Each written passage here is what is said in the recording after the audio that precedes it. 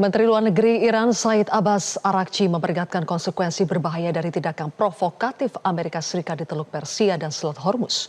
Araghchi menyatakan langkah-langkah ceroboh tersebut membahayakan perdamaian dan keamanan tidak hanya di kawasan, tetapi juga di seluruh dunia. Dalam percakapan telepon dengan Menteri Luar Negeri Rusia Sergei Lavrov, pada hari Senin, Araghchi mengeluarkan peringatan keras mengenai konsekuensi dari provokasi Amerika Serikat. Menyusul ancaman terbaru dari Presiden Amerika Serikat Donald Trump untuk memberlakukan blokade laut terhadap Iran, Komando Pusat Amerika Serikat menyatakan bahwa mereka akan melakukan blokade di Laut Oman dan Laut Arab di sebelah timur Selat Hormuz yang efektif mulai pukul 17.30 waktu Teheran pada hari Senin. US Navy warship 121. Pengumuman tersebut menyatakan bahwa langkah ini akan mencakup seluruh lalu lintas kapal tanpa memandang benderanya. Iran dengan tegas menolak setiap upaya Amerika Serikat yang tidak sah untuk mencampuri perairan kedaulatan Iran. Militer Iran memperingatkan bahwa setiap ancaman terhadap pelabuhan negara tersebut akan memicu respons regional yang lebih luas dengan menyatakan bahwa tidak ada pelabuhan di Teluk Persia atau Laut Oman yang akan tetap aman jika pelabuhan Iran menjadi sasaran. Letnan Kolonel Ibrahim Zolfagari menyatakan dalam sebuah pernyataan pada hari Senin memastikan keamanan di dua perairan strategis tersebut adalah tanggung jawab bersama. Sekutu NATO pun menolak untuk berpartisipasi dalam blokade Amerika Serikat di Selat Hormuz. Attention all vessels in Oman Sea. This is Iranian Sepah Navy. Ancaman Donald Trump memblokade jalur pelayaran Selat Hormuz dijawab Iran dengan aturan undang-undang baru yang mengatur navigasi di Selat Hormuz. Iran menegaskan semua kapal, baik pengiriman barang hingga kapal wisata yang melalui jalur Selat Hormuz harus membayar. اختصاصاً مسئله کنترل نظارت و مدیریت راهبری کشتی‌ها شناورهایی که حاوی هر محموله‌ای باشن. اینجا دقت کنید، اینجا خودش یک موضوعه. یعنی اولا کنترل نظارت کاملی که در اختیار ایران هست. ما فقط از شناورهای حامل نهادهای نفت و انرژی قرار نیست عوارض دریافت کنیم. هر محموله، هر نوع عبوری، هر عبوری از اینجا، حتی اگر مسافری باشه، تفریحی باشه، مثلا جهانگردان یا توریست هایی که میان از این آبراه عبور میکنن به ایران یا کشورهای منطقه میخوان سفر کنن، اون مالک اون کشتی باید عوارض مربوطه رو به ایران. Amerika Serikat mengancam memblokade Selat Hormuz setelah perundingan damai dengan Iran di Islamabad berakhir buntu akibat ulah Zionis. Langkah ini memicu kekhawatiran akan eskalasi konflik yang lebih luas termasuk potensi keterlibatan China. Right now we have a blockade. They're doing no business. I didn't like seeing boats come out if they were doing business with Iran, but if they weren't, no boats came out. So now Iran is doing absolutely no business. Presiden Amerika Serikat Donald Trump menyatakan blokade militer terhadap pelabuhan Iran di Teluk Persia dan Teluk Oman telah diberlakukan. Trump mengisyaratkan opsi blokade militer sebagai bentuk tekanan maksimal terhadap Teheran pasca buntunya negosiasi antara Amerika Serikat dan Iran di Islamabad. Namun China menilai blokade tersebut bertentangan dengan kepentingan global dan berpotensi memperburuk krisis energi dunia. Ketergantungan Beijing terhadap pasokan minyak dari kawasan Teluk membuat setiap gangguan di Selat Hormuz menjadi ancaman langsung bagi kepentingannya. Saya jangan pikirkan bagaimana mereka menyetop kapal Cina yang lewat dikawal sama berani atau tidak, Pak? Kapal perusak Cina. Atau mereka mengawal kapal milik Perancis atau Jerman yang temannya sendiri, masa di stop? Nah itu kan jadi masalah baru, tapi itu kan masalah terpisah. Yang penting sekarang ada ancaman untuk ini, karena memang apa yang terjadi dalam perundingan itu adalah Amerika berada di dalam tekanan, dia bolak-balik ngebom, tetapi tidak ada efek apapun yang membuat Hormuz dilepas, membuat Iran melepaskan tuntutannya ataupun mengendur apa yang dia perjuangkan. Sejumlah analis menilai langkah Trump ini lebih mencerminkan strategi konfrontasi dibandingkan jalur diplomasi. Muncul dugaan bahwa langkah ini tidak semata strategi Trump, melainkan juga berkaitan dengan kepentingan politik Perdana Menteri Zionis Israel, Benjamin Netanyahu. Zionis disebut aktif mendukung upaya membuka kembali Selat Hormuz dan melemahkan kontrol Iran atas jalur tersebut. Trump memang ingin jadi presiden paling berjasa bagi Israel. Ya salah satunya itu bagaimana menumbangkan rezim ini. Itu kan tujuan pertamanya. Bagi delegasi ini hanya menginginkan tuntutan Amerika yang merugikan Iran dipenuhi oleh Iran. Oke. Nah, tapi kita tahu Iran bukan negara yang bisa didikte. Nah, apakah dia bisa meyakinkan Trump juga supaya kepentingannya juga ikut diperhitungkan di situ? Ya, itu yang kita tidak tahu ya. Nah, sampai selama ini kita lihat bahwa Israel itu selalu ingin memanfaatkan Amerika Serikat untuk kepentingan politik dia juga gitu. Tantangan terbesar dalam pelaksanaan blokade ini adalah mengawasi dan menegakkan aturan terhadap tingginya jumlah kapal yang setiap hari melintasi Selat Hormuz, jalur vital yang dilalui sekitar 20% pasokan minyak dunia. Dengan meningkatnya ketegangan dan keterlibatan kekuatan besar dunia, pertanyaannya kini, apakah ini masih bagian dari strategi Amerika dan Zionis? Tim Liputan Metro TV. Pemirsa, apakah aksi provokasi Donald Trump yang mengancam blokade laut terhadap Iran merupakan bentuk keputusasaan Amerika Serikat yang tidak mencapai satupun target dalam agresinya ke Iran? Kami akan mengulasnya bersama dengan analis Timur Tengah, Hasibullah Satrawi, dan juga kandidat doktor Universitas Internasional Al-Mustafa Iran, Ismail Amin. Selamat sore waktu Indonesia, Mas Ismail dan juga Pak Hasibullah. Selamat sore Mbak Zilvia dan Mas Ismail. Oke. Ya, selamat siang Mbak Zilvia dan Pak Hasibullah. Oke, Mas Ismail, apakah hari ini ada upaya lagi dari kapal perusak Amerika Serikat? Sebelumnya kan ada kapal USS Michael Murphy dan juga USS Frank Peterson untuk masuk ke Teluk Persia. Bagaimana dengan hari ini? Ya Mbak Zilvia, sampai saat ini dari yang saya temukan di sumber resmi Iran, tidak ada rilis publik yang menyebutkan adanya upaya untuk masuk ke dalam Selat Hormuz dari kapal-kapal Amerika Serikat. Yang disebutkan adalah pernyataan resmi militer Iran bahwa seluruh pergerakan armada Amerika Serikat di kawasan itu dipantau secara ketat. Komandan Angkatan Laut Iran menyebut ancaman Trump untuk memblokade Selat Hormuz ini sebagai sesuatu yang menggelikan, sambil menegaskan bahwa militer Iran itu memonitor semua gerakan pasukan Amerika Serikat di kawasan. Press TV juga kami pantau juga menyiarkan laporan bahwa sebelumnya 2 destroyer Amerika Serikat, 2 kapal perusahaan Amerika Serikat itu sempat melakukan manuver berisiko di sekitar Hormuz, tapi kemudian bisa berhasil diamankan dengan membuat mereka keluar dari jangkauan Selat Hormuz, sehingga kemudian sekali lagi Iran menyatakan bahwa pergerakan kapal-kapal Amerika Serikat itu terus diawasi, namun detail posisi mereka sampai saat ini itu tidak diumumkan secara terbuka.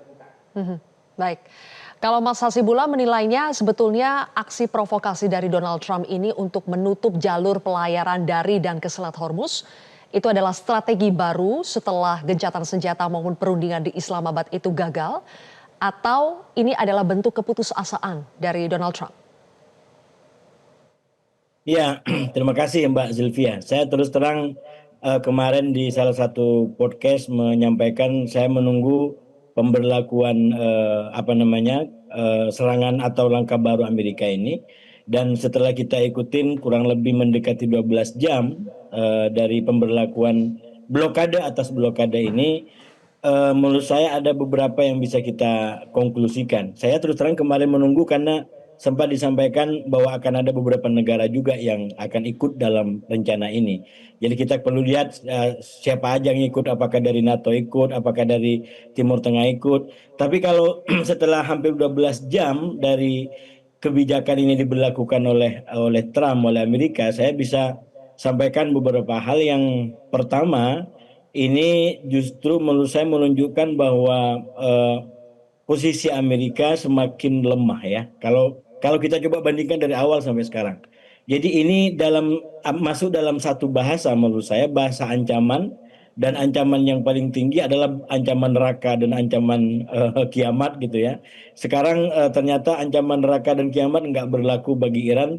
Dia lalu kemudian coba menggunakan bahasa yang ancaman yang jauh lebih lemah lagi, yaitu melalui blokade terhadap Selat Hormuz ini. Kenapa saya katakan bahasa ancaman? Kalau kita pahami Trump terutama dari budayanya sebagai pebisnis, maka selalu saya sampaikan dia sebenarnya belum dapat apa yang dia mau. Jadi berbagai macam kebijakan dari awal itu, terutama pengetatan waktu yang saya sampaikan, dia coba promosikan dalam bentuk diskon ultimatum diperpanjang 2 hari, 5 hari, 10 hari. Kan sebenarnya satu substansinya, dia belum dapat yang dia mau. Iran belum kasih yang dia mau. Dan kemarin di akhir tanggal 8 itu gencatan senjata itu kan akhirnya dia dapat. Dan dia dapat karena Iran memberikan sedikit kompromi. Dari awalnya tidak mau sama sekali solusi sementara, dia mau solusi sementara dan benar-benar akhirnya diambil gitu. Walaupun saya lihat di Pakistan ketika dia berunding juga dengan bahasa yang sama. Malah kalau kita ikutin semakin ke sini beritanya kan itu bukan hanya sangat positif di Pakistan awalnya, bahkan sudah mau tanda tangan atau apa gitu ya.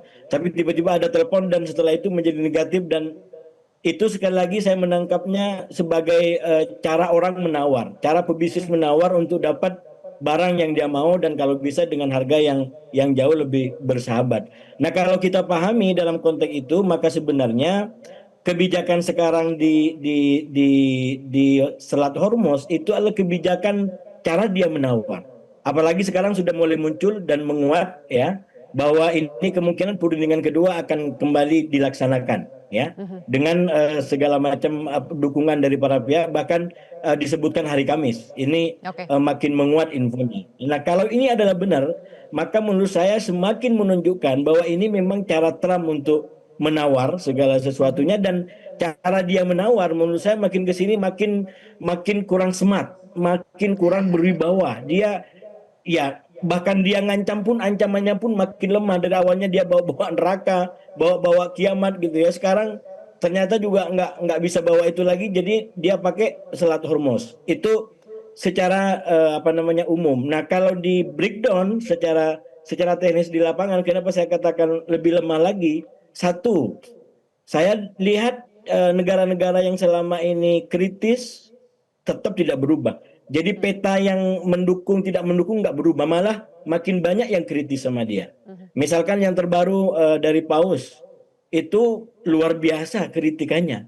Bahkan saya ikutin barusan jumpa pers dari Qatar, dia sampaikan bahwa mestinya para pihak tidak menggunakan bahasa-bahasa ancaman. Sekarang kita personifikasi bahasa itu. Siapa yang menggunakan ancaman? Itu kan tidak lain kecuali Trump. Artinya apa? Ini sinyal bahwa sesungguhnya dari para pihak banyak yang makin meninggalkan Trump. Malah saya menduga dalam konteks Selat Hormuz, Mbak Zilvia, bahkan mungkin Israel pun nggak happy. Karena bagi Israel yang bikin dia happy adalah perang hancur-hancuran, bukan blokade Hormuz. Blokade Hormuz itu sekali lagi hanya untuk kepentingan ekonomi. Dan itu Trump banget gitu. Itu ambisinya Mas dia Hasibullah, ya, Mbak Zilvia. menurut Anda langkah Trump yang ingin mengancam blokade Selat Hormuz itu apakah atas desakan dari Zionis Israel atau itu adalah dari Trumpnya sendiri? Saya menduga tidak. Saya menduga kalau untuk blokade ini, karena Trump, Israel nggak punya kepentingan dengan Selat Hormuz. Dia punya kepentingan untuk menghancurkan rudal Iran. Dia punya kepentingan untuk menghancurkan senjata Iran. Dia ingin menghancurkan Iran. Itu Israel banget. Kalau Trump hari ini kembali kepada peperangan, Israel akan syukuran itu, akan cari kambing dan lalu dia bikin selamatan di situ. Tapi baik, kalau kebijakannya bukan perang, ya. Oke, saya bergeser dulu ya ke Mas Ismail lagi. Mas Ismail, Komando Pusat Amerika Serikat CENTCOM mengatakan bahwa operasi blokade jalur pelayaran Selat Hormuz itu akan diberlakukan pada Senin pukul 10 pagi waktu setempat. Kalau dilihat implementasinya hari ini bagaimana ya? Ya, sampai sekarang kami pantau siaran televisi itu tidak ada laporan terbaru terkait ini.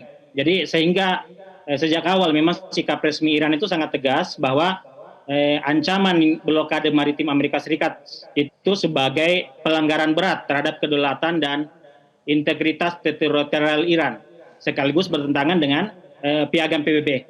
Duta Besar Iran pun untuk PBB juga mengatakan ini, secara resmi menyatakan bahwa deklarasi CENTCOM itu tentang blokade lalu lintas maritim menuju dan dari pelabuhan Iran itu adalah tindakan salah secara hukum internasional.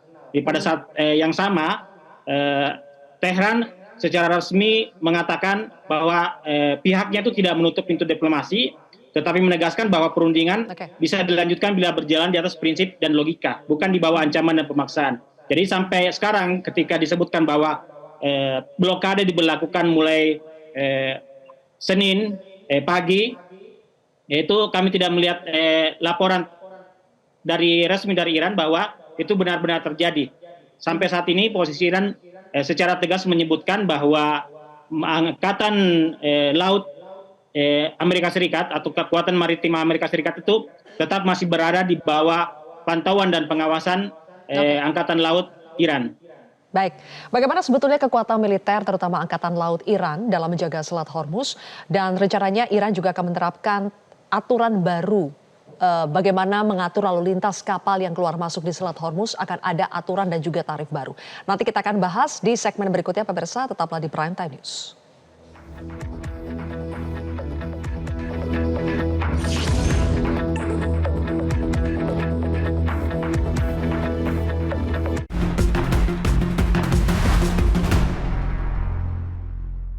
Dipersembahkan oleh Jelajahi cara baru mendapatkan informasi. Download Metro TV Extend sekarang.